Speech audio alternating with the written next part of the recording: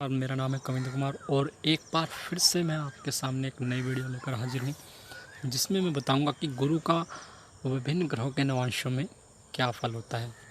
देखिए, इस बार भी मैं आपको यही बताना चाहूँगा कि जो हमारा नवांश फल है, वहाँ पर हम फल कथन करते समय राशियों को, अर्थात जो राशियाँ जिन ग्रहों की होती हैं उन राशियों को उन ग्रहों का नवांश बोलते हैं। कुछ इस प्रकार से आपको मैं समझाना चाहूँगा। देखिए, यहाँ पर मैंने 1 से लेकर 12 तक की राशियाँ लिखी हुई हैं नंबर वाइज, जिनके सामने मैंने उनके स्वामियों का नाम लिखा है। जैसे मेष राशि है तो मेष राशि को मंगल का नवांश बोलेंगे नवांश कुंडली में। इसी प्रकार से दूसरे नंबर की जो वृषभ राशि है उसे शुक्र का नवांश, और तीसरे नंबर की मिथुन राशि को बुध का नवांश, चौथे नंबर की कर्क राशि को चंद्रमा का नवांश। इसी प्रकार से 12 की 12 राशियों को उनके स्वामी के अनुरूप उनका नवांश कहेंगे। ठीक है, तो यहाँ पर मैं आइए आपको गुरु का जो है विभिन्न जो ग्रहों के नवांशों में फल होते हैं उनके बारे में आपको बता देता हूँ। तो यहाँ पर आपको एक और बात बताना चाहूँगा हर बार की तरह, कि यहाँ पर हम राहु केतु को सम्मिलित नहीं करते फल कथन में। तो यहाँ पर जब हम गुरु के विभिन्न ग्रहों के नवांशों में बात करते हैं तो सबसे पहले मंगल का नवांश ले लेते हैं। नवांश कुंडली में यहाँ पर केवल नवांश कुंडली लेनी है, लग्न कुंडली को यहाँ पर तिलांजलि दे देनी है, अर्थात एक तरफ रख देनी है, केवल नवांश कुंडली को उठाना है। नवांश कुंडली में जब गुरु मेष या वृश्चिक राशि में हो, अर्थात मंगल के नवांशों में हो, यानी कि पहले और या 8वें नंबर की राशि में नवांश कुंडली में गुरु किसी भी भाव में स्थित हो, तो यह जातक को जो है व्यसन प्रिय बनाता है। अर्थात ऐसे जातक के अंदर कोई नशा करने की आदत या किसी भी प्रकार का व्यसन करने की आदत रहती है।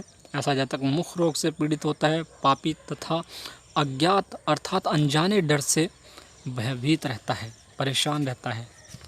इसी प्रकार से गुरु यदि आगे फल कथन को जारी रखते हुए अगले ग्रह के जो है नवांश की बात करते हैं। गुरु यदि बुध के नवांश में स्थित हो, बुध की भी यहाँ पर 2 राशियाँ होती है, कन्या और मिथुन, तो यहाँ पर जो है बुध के 2 नवांश बनेंगे, एक तो मिथुन राशि का नवांश और एक कन्या का।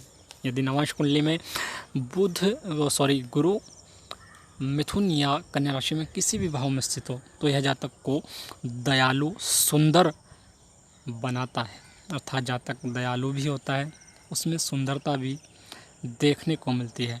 ऐसा जातक सुंदर वस्त्र धारण करने वाला होता है, धनी होता है, गुणी और शास्त्रार्थ अर्थात साहित्यिक वाद विवाद में निपुण तथा विद्वान और बड़े बूढ़ों का आदर सत्कार करने वाला होता है। इसी प्रकार से आगे चलते हैं। गुरु यदि शुक्र के नवांश में हो तो क्या सफल देगा, इसके बारे में देखेंगे। देखिए, यहाँ पर जो है शुक्र के भी 2 नवांश बनेंगे, एक तो वृषभ राशि का, एक तुला राशि का। इसी प्रकार से नवांश कुंडली में यदि गुरु शुक्र के नवांश में अर्थात वृषभ या तुला राशि में किसी भी भाव में स्थित हो नवांश कुंडली में, तो यह जातक को तेजस्वी, प्रतिष्ठित, पुण्य आत्मा अर्थात पुण्य कर्म करने वाला, धार्मिक कार्य करने वाला, धार्मिक आस्था से युक्त, गुणी और सदाचारी बनाता है। इस प्रकार से हम कह सकते हैं कि शुक्र के नवांश में यदि गुरु स्थित हो तो काफ़ी अच्छे परिणाम मिलते हैं जातक को। इसी प्रकार से आगे बढ़ते हुए अगले फल कथन को हम शनि ग्रह के अनुसार लेते हैं। तो यहाँ पर जो है गुरु यदि नवांश कुंडली में शनि के नवांशों में स्थित हो, अर्थात मकर या कुंभ राशि में स्थित हो, किसी भी भाव में 10वें या 11वें नंबर की राशि में नवांश कुंडली में किसी भी भाव में शनि स्थित हो, तो यह जातक को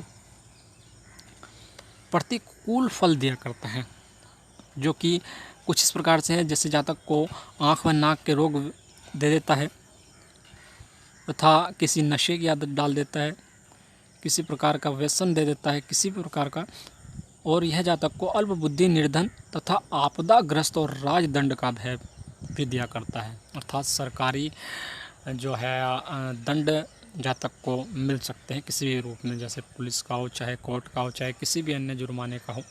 ठीक है, तो यहाँ पर जातक को थोड़ा सतर्क रहना चाहिए। इसी प्रकार से यहाँ पर हमारे जो जो है जिन ग्रहों के दो दो नवांश होते हैं वो पूरे हो गए। यहाँ पर हमारे जो रह गए हैं वो रह गए हैं हाँ, एक गुरु का जो हमारा जो है नवांश रह गया है। गुरु के नवांश की बात करें तो गुरु जब अपने ही नवांशों में स्थित होता है, अर्थात मीन या धनु राशि में स्थित होता है नवांश कुंडली में, अर्थात 12वें या 9वें नंबर की राशि में नवांश कुंडली में किसी भी भाव में गुरु स्थित हो तो अच्छे परिणाम दिया करता है, जो कि इस प्रकार से है। यह जातक को काफ़ी अच्छा सुख दिया करता है, मान सम्मान और वैभव भी देता है जातक को। ऐसा जातक जो है शास्त्रार्थ में निपुण होता है, स्त्री व पुत्र सुख प्राप्त करता है। ऐसे जातक को यह गुरु धनी और सुरुचि संपन्न तथा सज्जन व्यक्ति बनाता है। अर्थात हम कह सकते हैं गुरु यदि अपने ही नवांशों में स्थित हो, नवांश कुंडली में, तो अच्छे परिणाम देता है। तो इसी प्रकार से हम चंद्रमा के नवांश की बात कर लेते हैं। जब गुरु चंद्रमा के नवांश में अर्थात नवांश कुंडली में कर्क राशि में किसी भी भाव में स्थित हो तो यह जातक को अच्छे परिणाम देता है। यहाँ पर भी जातक को यह भाग्यशाली और आतिथ्य प्रेमी अर्थात मेहमानों का और आगंतुकों का स्नेह करने वाला तथा सभी का प्यारा बनाता है। यह जातक को प्रसन्न चित्त और सुंदर स्त्रियों का अभिष्ट करने से अर्थात सुंदर स्त्रियों का भला करने से महिलाओं का दुलारा और प्रिय होता है ऐसा जातक। इसी प्रकार से हम कह सकते हैं कि चंद्रमा के नवांश में स्थित जब बुध होता है नवांश कुंडली में तो अच्छे परिणाम दिया करता है।